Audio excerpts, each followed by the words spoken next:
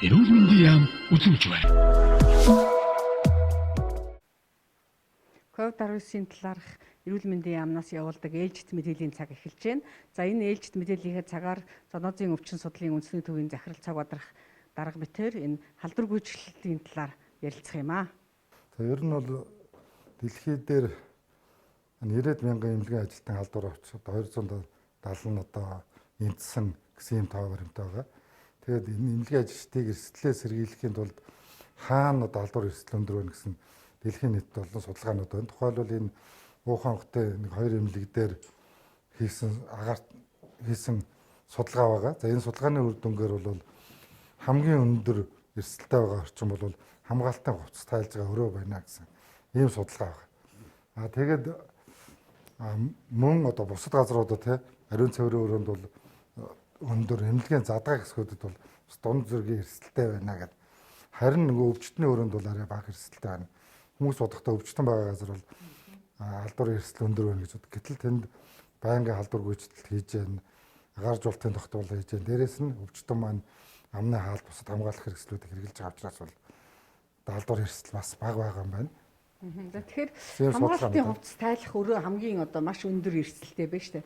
Тэгэхээр энэ хамгаалтын хувцас тайлах өрөөг яаж одоо ариутгаж халдвар гүйцэтгэх вэ? Тий, ер нь одоо энэ хамгаалах хувцас тайлах өмсгөөсөө тайлах нь бол хамгийн маш хэцүү. За энд ямар нэгэн алдаа гарах юм бол одоо халдварт эмнэлгийн ажилтан өртөх өндөр эрсдэлтэй. Дэлхийн эрүүл мэндийн байгууллагаас өгж байгаа зөвлөмж бол эмнэлгийн ажилчдыг эрсдүүлэхгүй байхын тулд бол онцгой анхаарахгүй болохгүй нэ. Халдвар хамгаалах хувцас сэргийлэх тэн тавьж байгаа дэглэмийн асуудал дээр онцгой анхаар хүмүүсээ сайн сурах гэдэг ингэ зөвлөж байгаа. Гэтэл дэлхийн нийтэд бол одоо энэ дезинфекшн кабин гэдэг юмыг бол нэвтрүүлээд эхэлчихсэн байна. Тухайлбал одоо энэ Египт улсад гэхэд эмнэлгийн ажилчдын хамгаалах хувцастаа гарч ирээд мамцар үүсгэсэн орчин тодорхой хугацаанд байгаад ингээ гарч ирэх нь бол эмнэлгийн ажилтнууд хувцас тайлахаасаа та өвдөлтөд эрсдэлд өртөхөөс бол сэргийлэх юмаа гэсэн учраас ийм юмыг нэвтрүүлсэн байна. Энэ дезинфекшн кабиныг ер нь бол саяын тэр судалгаанаас үндэслээд энэ одоо эмнэлгийн эмч ажилтнуудыг халдвараас яг ялангуяа голомтонд ажиллаж байгаа хүмүүсийг халдвараас сэргийлэх нь бол маш чухал юм аа. Тэгээ манай ч гэсэн одоо энийг зайлшгүй нэвтрүүлэх шаардлагатай байна гэж үзэж байна. Тэгэхээр энэ зөвхөн дотоод орчноос гадна гадаад орчныг бас ариутгаж халдвар гүйцэтгэх болох юм тийм ээ. Гадаад орчныг одоо ямар аргаар ариутгаж халдвар? Ер нь бол одоо халдварын эрсдэлд нөхцөлд ажиллаж байгаа маш олон хүмүүс байна. Хэлний мэрэгжлийн алдаан, онцгой цагдаа гэл энэ хүмүүсийг бас гадна орчинд одоо халдвар гүйтгэх асуудал байна. За нөгөө талаасаа нийт одоо халдвар авсан хүмүүсийн 40-50% одоо шинж тэмдэггүйгээр байж байгаа халдвараа дарааж байна гэсэн ийм судалгаанууд байгаа шүү. Тэгэхээр энгийн иргэдийг халдвар гүйцэтгэлтэй кабинаар дамжуулж өнгөрүүлэх нь бол халдвар эрсдлийг бууруулах сайн арга байна гэдэг. Одоо Хятадд гэхэд ийм кабинууд хийсэн байна. Италид гэхэд бол одоо эмнэлгийн ажилчдыг бас 5,000 гаруй халдвар авсны дараа бол тусгаарлах байрнуудын гадаа эмнэлгүүдийн гадаа бол ийм кабиныг бас хийж энд мандцар үүсгэж ингэж дайруулж гаргаж байгаа маань. Энгийн иргэд үйлчлэгээний байгууллагууд томоохон одоо супермаркет ч юм уу хоолны газрын үүдэнд бол бас энийг тавих нь бол халдвар эрсдлийг бууруулж байна гэсэн ийм зүйлүүд байж байна. Одоо энгийнхээ хувцастай л хүн ороод харахад ингээд халдваргүй болж гарч ийн гэсэн үг тийм ээ. За тэгэхээр энэ халдварын эрсдлийг маш их бууруулж байгаа гэсэн үг тийм ээ. Тодорхой хэмжээгээр байна гэсэн үг. За мөн одоо бараа таваар ингээд үйл ажиллагаанд орсон, цагийн таны дурдсан, цагдаа онцгой гихэн одоо гадаад ажиллаж байгаа, гадуур ажиллаж байгаа хүмүүсийг яаж одоо халдвар гүйцэтгэх вэ? За энэ бол тухайлбал Австрали, Шинэ Зеланд улсуудад бол ялангуяа тэр нэг гадна орчинд халдварын өндөр эрсдэлтэй нөхцөлд ажиллаж байгаа хүмүүсийг хувцсын одоо халдвар гүйтгэж дараа нь хувцсыг тайлбарлах нь бол тэр хүмүүсийг эрсдлээс аврах арга зам байна. Энийг заавал нэвтрүүлээ гэдэг ийм зүйлүүдийг хийсэн байна. Тухайлбал ийм баанд энэ одоо турбагаар халдвар гүйтгэлийн бодис дээрээс нь шүршээд за бусад газруудад нь бол энэ одоо юу вэ шүү дээ. Энэ дардтаасаар шүршиж байгаа энэ шаланкнууд энэгээр бас гаднаас нь шүршээд ийм арга хэмжээг бол авч хэрэгжүүлээд энийг бол зайлшгүй хийх ёстой ажлын юунд оруулсан байлээ.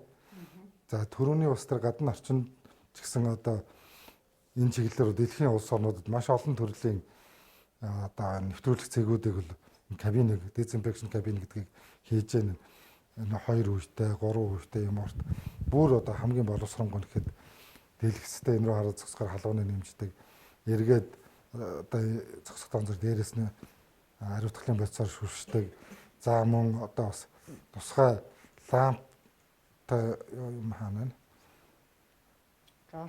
Каварцаар шаарддаг юуг нэвтрүүлдэг гэдэргээд маш олон төрлийн юмнуудыг энгийн орчинд бол тэгэхээр энэ бол дандаа ариутгын одоо уусмалаар л манзар үүсгэж байгаа шүү дээ. Тийм ээ. Манзар үүсгэж л одоо ариутгыг халдвар үлдэж байгаа гэсэн үг. Тэгэхээр ямар бодисуудаар ингэж хэлж байна. Ер нь бол халдвар хамгааллын бүрэн хувцастай, комбинезонтой, нүдний шилтэй, N95 масктай байхад бол химийн бодисуудыг бол ашиглах боломжтой. Тэнд бол удаан хугацаагаар зогсохгүй учраас тэр хүмүүст бол ямар нэгэн сөрөг үр дагавар багтай.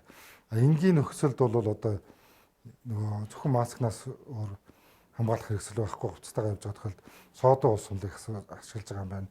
Ионжуулсан давсны уус сулыг ашиглаж байна. Ус төрөгчийн хит эслийг бас ашиглаж байгаа. Ийм аргуудаар бол халдвар эслийг оруулах арга хэмжээ авч байна.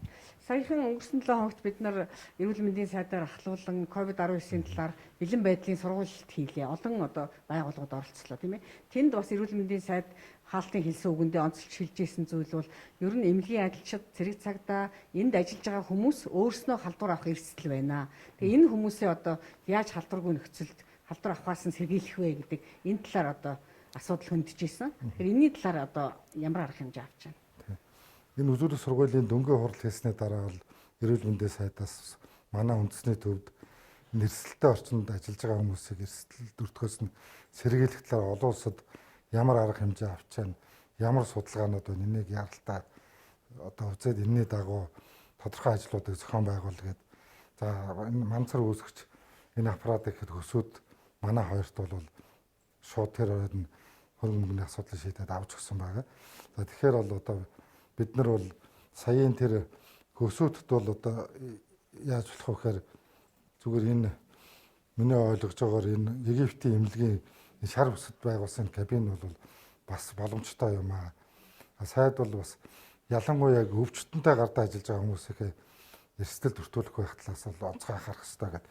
Тэгэхээр тэр хувцас тайлах өрөөнд үнэхээр халдварын эрсдэл өндөр байгаа гэсэн судалгаанууд байгаа учраас тэр хэсэгт нь энэ тусгай манцар үүсгэсэн кабинаар дайрч гарч байгаа хувцаанд тайлах юм бол эмнэлгийн ажилчид бол эрсдэл бүртгөөс одоо бууруулах арга хэмжээ болох юм аа. Урьдчилан сэргийлэх арга хэмжээ юм аа. Хоёр талаас нь ийм хаалгатай. Тэгээд энэ аппаратаараа одоо манцар үүсгэх юм шүү дээ. Энэ дээрээ ямар холор сэфт. Энэ холор сэфт 17-г энэ юунд бол ашиглаж байгаа хувцастай үед бол зүгээр тохиолдлуудад бол бас содон усмал янжуулсан давсны усмал энгийн хүмүүст бол халдвар үүтгэлд ашиглах боломжтой юм байлээ. Тэгээд одоо бас бусад одоо эмнэлгийн мэрэгчлэнүүдээс гадна эрсдэлтэй орчинд ажиллаж байгаа сайд хайллаа. Онцгой цагдаа гэх нэлийн мэрэгжлийн халдгаад энэ хүмүүсийг одоо бас хэрхэн халдвар үүтгэх үгээд бид нар бас энэ одоо кабиныг бол ашиглаж л байгаа л да. Тухайлбал энэ дамжуулах кабинаар бол тусгай өргөн онгоцоор ирсэн иргэдэг баг нэвтрүүлж байгаа шүү дээ.